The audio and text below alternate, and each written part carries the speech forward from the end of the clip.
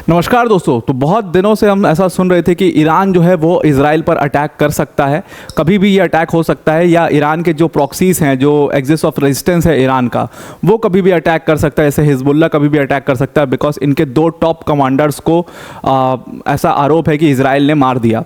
तो उसके बाद से इन लोगों ने क्लेम किया था कि हम अपने अपने तरीके से अटैक करेंगे, अपने एकदम करेक्ट टाइम पर अटैक करेंगे। और अयतुल्ला खमीनी का तो बहुत ही ज़बरदस्त बयान आया था इसके ऊपर कि हम इजराइल को पूरी तरीके से मिटा देंगे।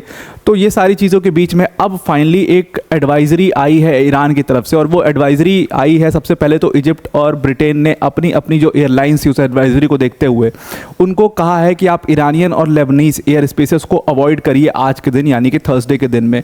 और ये जो टाइम दिया गया था, ये कॉशनरी जो नोटिस आई थी ईरान की तरफ से, उसका टाइम जो था वो 4:30 बजे से 7:30 बजे तक का टाइम दिया गया था कि थर्सडे को इस टाइम पर आप जो ईरान या लेबनान का जो एयर स्पेस है वहाँ पर उसको आप अवॉइड करिए वहाँ पर जाने से। और उसके बाद सारी फ़्लाइट्स को आप देखिए कि उनके रूट्स चेंज कर दिए गए या बहुत सारी फ़्लाइट्स को कैंसिल भी कर दिया गया। सबसे पहले आपको इसके ऊपर का मैं आपको जानकारी दे देता हूँ कि ऐसा क्यों किया गया है।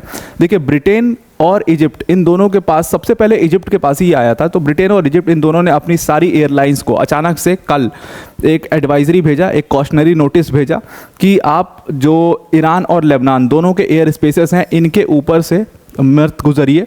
बिकॉज जिस तरीके का कॉन्फ्लिक्ट पूरे मिडिल ईस्ट में चल रहा है, आज मतलब 8 अगस्त का जो दिन है वो काफ़ी गहमा गहमी भरा दिन हो सकता है। इस दिन शायद ऐसा माना जा रहा था, शायद इंटेलिजेंस रिपोर्ट होगी या जिस भी रिपोर्ट के बेसिस पर ऐसा बोला जा रहा था कि हो सकता है कि ईरान या हिजबुल्ला दोनों में से कोई भी अटैक कर सकता है इजराइल के ऊपर।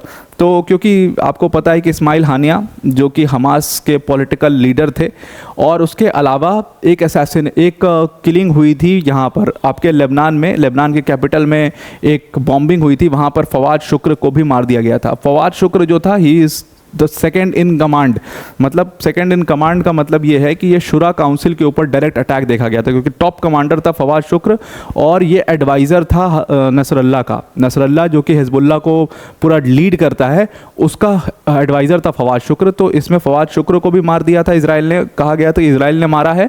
और दूसरी तरफ इस्माइल हानिया की तो असैसिनेशन ईरान के अंदर में ही हो गई, तो जिसके बाद ईरान ने ये क्लेम किया था। तो इन दोनों की डेथ के बाद ऐसा कहा जा रहा था कि एक तरफ से हिजबुल्ला और दूसरी तरफ से ईरान, ये दोनों बदला ले सकते हैं इजराइल से और इजराइल के ऊपर कभी भी अटैक कर सकते हैं। तो 8 अगस्त को ये अटैक प्रोबेबली किया जा सकता है। इंटेलिजेंस की ये सारी रिपोर्ट्स थी, उनको देखते हुए ब्रिटेन और इजिप्ट इन दोनों ने अपने अपने एयर स्पेसेस, अपने अपने एयरलाइंस कंपनीज को बोला था कि आप लेबनान और ईरान का एयर स्पेस अवॉइड करिएगा यूज़ करना। सबसे पहले ये कहानी कहाँ से शुरू होती है? सबसे पहले ईरान ने खुद ही इजिप्ट को एक अपनी कॉशनरी नोटिस भेजी थी कि आप जो है हमारे एयर स्पेस को यूज़ मत करिएगा। और उसके बाद ब्रिटेन ने भी अपने एयरलाइंसेस को बोला कि आप इनके एयर स्पेस को यूज़ मत करिएगा, इन दोनों कंट्रीज़ के। अब ईरान ने सिर्फ कॉशनरी नोटिस भेजा था, लेबनान ने कोई कॉशनरी नोटिस नहीं भेजा था। तो ईरान और लेबनान को जोड़ करके इसलिए देखा जा रहा है बिकॉज ये दोनों ग्रुप, मतलब ईरान एक तरफ से धमकी दे चुका है, दूसरी तरफ से हिजबुल्ला धमकी दे चुका है कि जो फ्लाइट्स हैं उनको अवॉइड करें वहाँ जाने से, बिकॉज ये लोग कभी भी अटैक कर सकते हैं। तो जैसे ही ईरान अपना कॉशनरी नोटिस भेजता है इजिप्ट को, तो उसके बाद से जितनी कंट्रीज़ हैं, ब्रिटेन भी काफ़ी ज़्यादा उसमें एक्टिव हो जाता है और उनको भी लगता है कि कभी भी अटैक हो सकता है, इसलिए वो अपनी अपनी एयरलाइंसेस को बतौर सुरक्षा वो बोल देते हैं कि आप उधर से उनका एयर स्पेस यूज़ मत करिए। अब एक्चुअल में अगर आप माने, ईरान के जो ऑफिशियल स्टेटमेंट आया है इजिप्ट की तरफ से, इजिप्ट का ऑफिशियल स्टेटमेंट का कहना ये है कि देखो, इसमें ऐसा कोई नहीं है कि अटैक किया जा रहा है या अटैक होना है, ऐसा कुछ भी कॉशनरी नोटिस में नहीं लिखा था। उन्होंने अपने कॉशनरी नोटिस में सिर्फ इतना लिखा था कि हम एक मिलिट्री एक्सरसाइज कर रहे हैं, और वो मिलिट्री एक्सरसाइज जो है वो 7 अगस्त को भी की गई थी, यानी कि कल की गई थी 11:30 से 2:30 बजे के करीब। और वही मिलिट्री एक्सरसाइज अब 8 अगस्त को कंटिन्यू हो रही है 4:30 बजे से लेकर के 7:30 बजे तक। तो क्या ये अटैक होने वाला है? अब देखिए, 7:30 बजे का जो टाइम है वो ऑलरेडी अभी गुजर गया जब मैं वीडियो रिकॉर्ड कर रहा हूँ। ये 7:30 बजे अटैक होने वाला था, तो इसका मतलब अगर इंडियन टाइम के हिसाब से आप देखोगे, ये वहाँ के लोकल टाइम के हिसाब से दिया था, तो वो कुछ 2 घंटे का ही फ़र्क पड़ता है यहाँ से वहाँ से।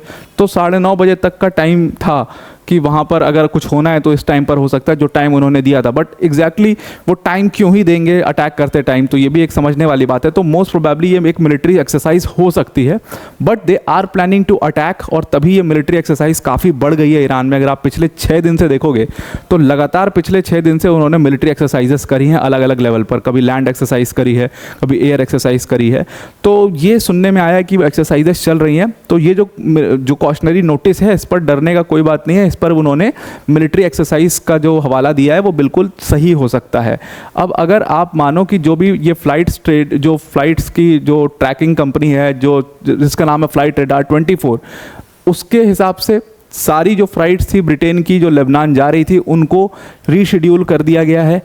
और बाकी अगर आप ट्रैकर देखोगे पूरी तरीके से, तो ट्रैकर भी यही बताता है कि उस पूरे एयर स्पेस को, ईरान और लेबनान के एयर स्पेस को कोई भी अभी एयरलाइंस कंपनी यूज़ करने से बच रही हैं और उनके एयर स्पेसेस को यूज़ नहीं कर रही हैं। वहीं दूसरी तरफ ऑप्स ग्रुप, जो कि जो फ्लाइट रिस्क बताता है, जो एक ग्रुप है जो कि फ्लाइट रिस्क इंफॉर्मेशंस देता है, उसके हिसाब से इजिप्शियन एयरलाइंस ने एकदम स्ट्रिक्टली अपने सारी एयरलाइन कंपनीज को बोल दिया है कि ईरान के एयर स्पेस को बिल्कुल भी यूज़ नहीं करना है। तो यहाँ मे भी पॉसिबली ये हो सकता है कि इजिप्ट के पास कुछ इंटेलिजेंस हो कि ईरान अटैक कर सकता है, बट जहाँ तक अभी तक जो देखा जा रहा है उसके हिसाब से ये मिलिट्री एक्सरसाइजेस हैं। अब देखिए, यूएस की भी एक रिपोर्ट आई थी, अभी कल की ही रिपोर्ट है ये। यूएस की रिपोर्ट ये थी कि ईरान में rethink that it should attack Israel और नॉट। क्यों ईरान रीथिंक कर सकता है? Because of so many sanctions already on Iran. उनकी इकॉनमी बिल्कुल क्रम्बलिंग इकॉनमी है इस टाइम पर, and they have to build upon it. और जो नए प्रेसिडेंट जो चूज़ हुए हैं ईरान में, Pezeshkian, he is of not of that type of leader. तो इसलिए हो सकता है कि ईरान जो है अपने इस डिसीजन को कि उसको इजराइल पर अटैक करना है या नहीं करना है, उसको रीथिंक कर सकता है। अभी तो ईरान के खमेनी ने पूरा सामने आकर के बयान दे दिया था कि हम अटैक करेंगे इजराइल को और इजराइल को पूरी तरीके से ख़त्म कर देंगे। बट रिपोर्ट्स ऐसा बताती हैं कि अभी फ़िलहाल तो ईरान ये ऐसा कोई भी घटना करने से बिल्कुल बचेगा, क्योंकि अभी उनको थोड़ा सा अपने ट्रेड पर, अपनी इकॉनमी पर फोकस करना है, और इसीलिए वो नहीं चाहते कि फर्दर और कंट्रीज़ भी उनके ऊपर सैंक्शंस लगा दें। अब सिर्फ उन्होंने इजराइल से ही पंगा लेने की बात नहीं करी है, उन्होंने हर उस कंट्री से जो कि इजराइल को अपने एयर स्पेस का एक्सेस देगा, उन सारी कंट्रीज़ को भी उन्होंने धमकी दी है कि उनके ऊपर भी वो डायरेक्ट वॉर छेड़ देंगे अगर उन्होंने ऐसा किया तो, जिसमें उनका इशारा सबसे ज़्यादा जॉर्डन की तरफ था। तो यहाँ पर आप देख सकते हो कि वो सिर्फ इजराइल से नहीं बल्कि और भी कंट्रीज़ से यहाँ पर मुश्किल मोल ले रहे हैं। और इसी वजह से यूएस की रिपोर्ट में था कि हो सकता है कि ईरान अभी फ़िलहाल अटैक ना करे। अब इजराइल को क्या लगता है कि ये अटैक कब होगा? अगर आप देखो तो इजराइल की तरफ से जो उनकी क्लिपिंग्स आ रही हैं, जो उनके यहाँ पर जो मूवमेंट्स हैं, उसके हिसाब से इजराइल को ईरान से कोई टेंशन नहीं है। उनको ऐसा लगता है कि ईरान से जल्दी और ज़्यादा बड़ा अटैक हिजबुल्लाह कर सकता है, क्योंकि जिस हिसाब से आप देखिए उनकी इंटेलिजेंस बहुत स्ट्रांग है इजराइल की, और निश्चित तौर पर वो ईरान और हिजबुल्लाह दोनों के ऊपर अपनी नज़र बनाए हुए होंगे। मोसाद एजेंट्स तो हर जगह जगह पर मौजूद हैं, चप्पे चप्पे पर। तो उनका कहना साफ साफ ये है कि हिजबुल्लाह जो है वो काफ़ी प्रिपरेशंस कर रहा है कुछ दिनों से, जब से फवाद शुक्र को मारा गया है। और हिजबुल्लाह के जो थिंकिंग प्रोसेस है वो ईरान के साथ अलाइन बिल्कुल नहीं हो रहा है। अलाइन नहीं होने का कारण ये है कि हिजबुल्लाह जल्दी अटैक करना चाहता है इजराइल के ऊपर, टाइम नहीं देना चाहता इजराइल को तैयार होने के लिए, और ईरान जो है वो बहुत ज़्यादा टाइम ले रहा है। तो इसलिए इन दोनों का जो थिंकिंग प्रोसेस है वो बिल्कुल डिफरेंट है। लेकिन इजराइल की मिनिस्ट्रीज़ को ऐसा लगता है, जो उनके ऑफिशियल स्टेटमेंट्स हैं उसके हिसाब से, कि हिजबुल्लाह जल्दी अटैक कर सकता है और बड़ा अटैक कर सकता है इजराइल के ऊपर than Iran. Iran is not very much prepared, और ईरान अभी डिसीजंस को रीथिंक कर रहा है, रोज़ मीटिंग्स कर रहा है, मिलिट्री एक्सरसाइजेस कर रहा है। बट अटैक की अगर बात करें तो Iran is not prepared for that. तो अभी ईरान कोई भी अटैक नहीं करने वाला है। बट हिजबुल्लाह का एक बड़ा अटैक आप आज कल मतलब आने वाले कुछ दिनों में हिजबुल्लाह का एक बहुत बड़ा अटैक आप इजराइल पर देख सकते हो। Hezbollah is planning something big. तो आई होप आपको ये पूरा आर्टिकल समझ में आ गया होगा। अब वीडियो को एंड करने से पहले अनअकैडमी टीम की तरफ से एक बहुत बड़ी अनाउंसमेंट है। देखिए अभी रिसेंटली हमारा 15 अगस्त आने वाला है, और 15 अगस्त से पहले उसको ध्यान में रखते हुए अनअकैडमी ने आपके लिए एक बहुत बड़ा ऑफर लॉन्च किया है। जो आपको 20,000 25,000 जो भी हमारी फ़ीस थी, जो 29,999 हमारी कोर्सेज़ की फ़ीस थी, वो आपको पूरी एक बार में देनी पड़ती थी। अभी अनअकैडमी ने एक बहुत बड़ा ऑफर लाया आपके लिए। आप अनअकैडमी के किसी भी कोर्स पर आपको ये सारे जो बैचेस चलते हैं अनअकैडमी के, उसका एक्सेस मिल सकता है सिर्फ और सिर्फ 1250 रुपये पर मंथ पर।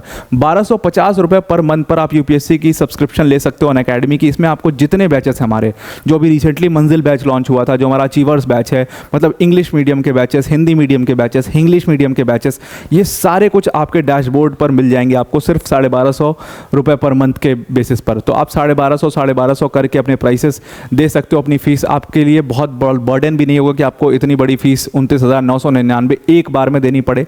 तो ये ऑफ़र अनअकैडमी 15 अगस्त को ध्यान में रखते हुए लाया है और आप इसको बहुत अच्छे से यूज़ कर सकते हो इस ऑफ़र को।